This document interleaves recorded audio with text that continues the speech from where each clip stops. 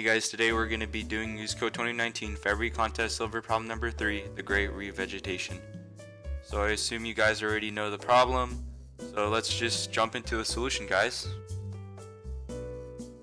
Alright guys, so for the first line of input they give us N and M, N being the number of pastures and M being the number of cows with dietary needs. So on the second line they give you S, 1, and 2. So that means pastures 1 and 2 must have the same grass type. So we are going to connect these two. So this is pasture 1 and this is pasture 2, and they're going to have the same grass type. And then on the next line, it has D this time, and 3 and 2. Since pasture 2 already has type S, that means pasture 3 must have type D. So that makes us have 2 total types of grass. But as we already know, N can be really big and it can be up to 10 to the 5th, right? So how are we going to do this efficiently, right? Well, one way is to do depth first search, because since this resembles a graph, we can use some type of graph traversal to go from one node to the other and count the number of grass types in linear time, which will be well under the time constraints for silver. Alright guys, so far I finished everything up to the actual algorithm.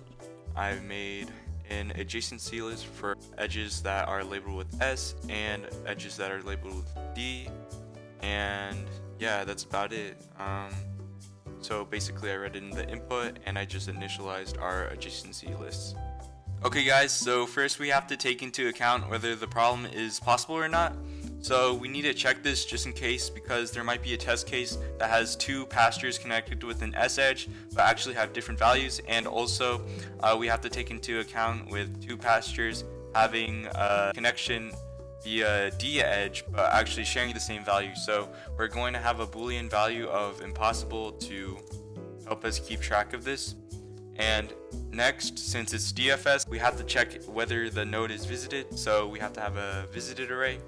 And instead of a boolean array this time, we're going to use an integer array, because it's also going to help us track whether if it's impossible or not. And yeah, so now let's write our DFS algorithm. Before we write our DFS algorithm, let's first iterate through each of the nodes.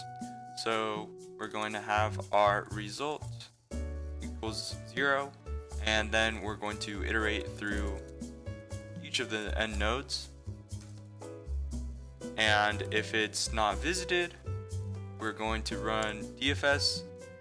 We're actually going to take in 2 arguments instead of 1 this time. It's necessary just to help us check whether it's impossible or not, and also it will help us with our S and D edges. And once we run through DFS, we're going to increment our result. Okay guys, so quick correction from before. Instead of 2 arguments for our DFS, we're actually going to pass in 5 in total. So we also need to pass in our visited array and our S and D adjacency lists for our S and D edges. Okay, so now we're going to write our DFS algorithm. So first, static void DFS. This time we're going to pass in 5 arguments as we said before, and we're going to pass in our integer x, which is our source node, integer v, which will help us mark whether the node is visited or not and help us determine whether the problem is impossible, and our integer array of visited, and our S and D adjacency lists. So first thing we're going to do off the bat is we're going to mark visited of x to v to say that we have already visited it now. And next we're going to go through each of the adjacent nodes to the source node. So first we want to go through all of its adjacent nodes that are connected to it by an S edge, and then for each of those, if the visited I is 3 minus v, that means they're different even though they're connected by an S, which means that it's impossible. So alright, one more correction. I have to pass in impossible here as well. There. So impossible will become true, and then after that, if it's not if they are the same, and we haven't visited that one yet, we are going to do DFS again, and let's go through all of our D edges. Same logic as before.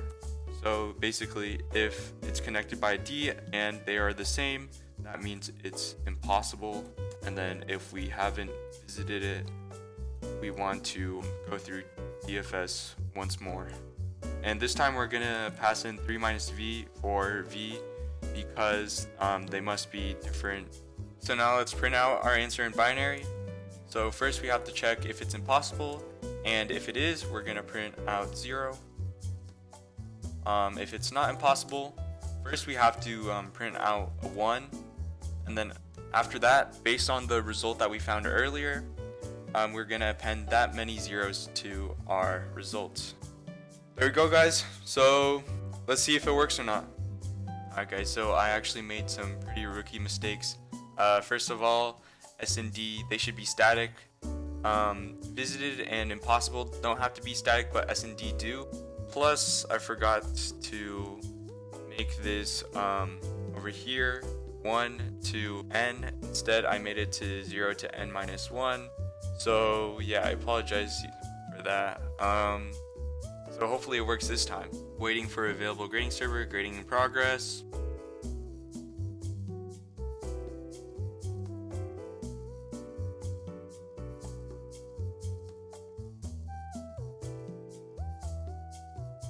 Alright guys, so thank you for watching my video, and comment down below for what you want to see in the future, and stay safe in this corona situation, guys. Peace out. Curry, man. The green. Look at Curry too, man. Look at Curry though, man. Look at Curry, man. Look at Curry, man. Look at Curry, man. Look at Curry, man. Look at Curry, man. Look at Curry, man. Let's check it out. Oh. Yeah, look at Curry, man. Just trying to do Sports Center and everything. You know what I'm saying? Hey, man, we gotta look at this Yeah, like 10 times, man.